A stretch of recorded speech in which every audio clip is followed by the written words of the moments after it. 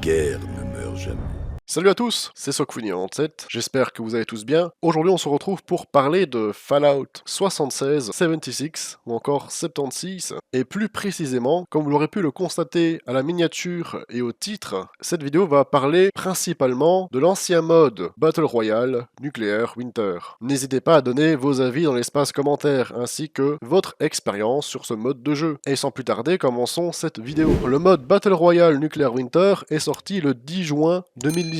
Ça fera 7 ans cette année. Évidemment, l'objectif, comme tout autre Battle Royale, était d'être le dernier ou la dernière équipe en vie. Mais il y avait également certaines fonctionnalités comme, par exemple, pouvoir s'équiper de cartes, comme avoir un build finalement, avec au total 7 cartes à équiper dans les diverses aptitudes qui composent le spécial. Des cartes que nous connaissons, mais aussi des cartes qui étaient exclusives au Nuclear Winter, comme par exemple Cuisse de Grenouille. Cuisse de Grenouille, c'est la mutation marsupiale en carte. Cela vous permettait de sauter plus haut. Dans les commentaires, n'hésitez pas à mentionner toutes les autres cartes exclusives à ce mode de jeu. Ce mode de jeu était destiné à quel type de joueurs? Principalement les joueurs friands de PvP. Nous le savons, Fallout 76 est un très mauvais jeu concernant le PvP. Celui-ci est plutôt déséquilibré, sans compter tous les bugs qui composent le jeu. Au moins, le Battle Royale, lui, était présent dans un but de PvP. Il y avait aussi du PvE, parce qu'il y avait des mobs à éliminer pouvant donner de bonnes armes, comme par exemple de simples ghouls,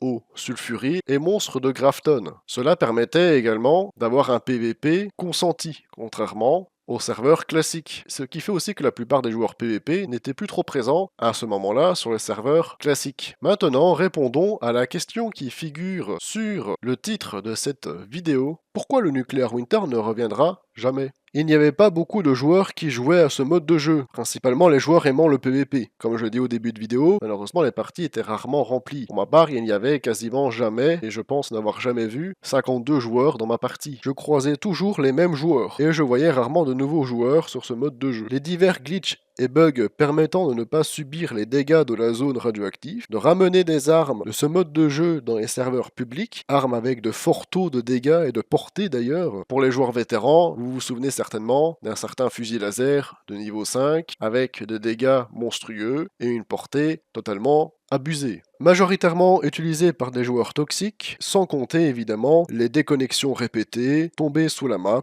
et plein d'autres. Lorsque le Nuclear Winter est sorti, il y a eu quand même une vague de joueurs dessus. Il y avait bon nombre de joueurs qui jouaient, mais au fur et à mesure, et cela est toujours le cas d'ailleurs à chaque mise à jour, à chaque nouveau contenu qui sort, cela s'estompe très rapidement. Et au bout d'un moment, malheureusement, en 2 ans, il n'a pas fallu longtemps pour que le Nuclear Winter soit DLC. À propos de DLC, le Nuclear Winter a été remplacé par le Fallout World le 8 septembre 2021. Alors que consiste le mode Fallout World, le remplaçant du mode Nuclear Winter? Le Fallout World est tout simplement un mode bac à sable aux divers paramètres modifiables comme la météo, les dégâts infligés, la construction et plein d'autres. Des paramètres qu'on peut modifier à sa guise, pouvant servir aussi de test, de build, d'effets d'armes et armures, sans pour autant dépenser réellement les ressources. D'ailleurs, il est même possible de faire les défis quotidiens hebdomadaires dans le Fallout World. Et personnellement, et cela est mon avis, je trouve plus intéressant le Fallout World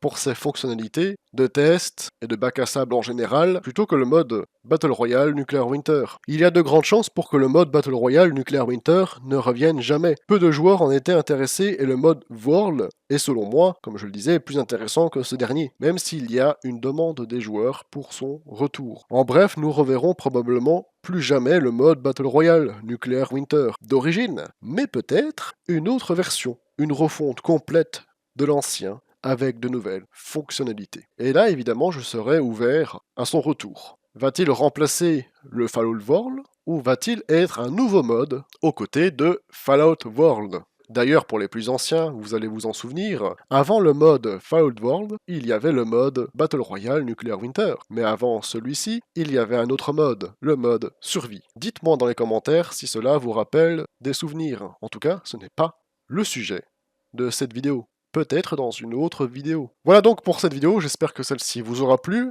Dites-moi dans les commentaires si vous souhaitez le retour du mode Battle Royale Nuclear Winter dans une version nouvelle, une refonte, avec de nouvelles fonctionnalités et des fonctionnalités inédites. N'hésitez pas, je suis très impatient de vous lire. Moi, personnellement, je n'y vois aucun inconvénient. S'ils peuvent l'ajouter sans pour autant supprimer ou remplacer le mode Fallout World. Alors n'hésitez pas à liker et à commenter pour que je puisse avoir vos avis. Dans la description, vous retrouverez l'Abri 97, mon serveur Discord dédié à l'entraide sur Fallout et Fallout 76, ma chaîne Twitch. Je joue à Fallout 76 et je parle de plein de sujets différents. Alors n'hésitez pas à venir me faire un petit coucou. Abonnez-vous à ma chaîne YouTube si cela n'est toujours pas fait.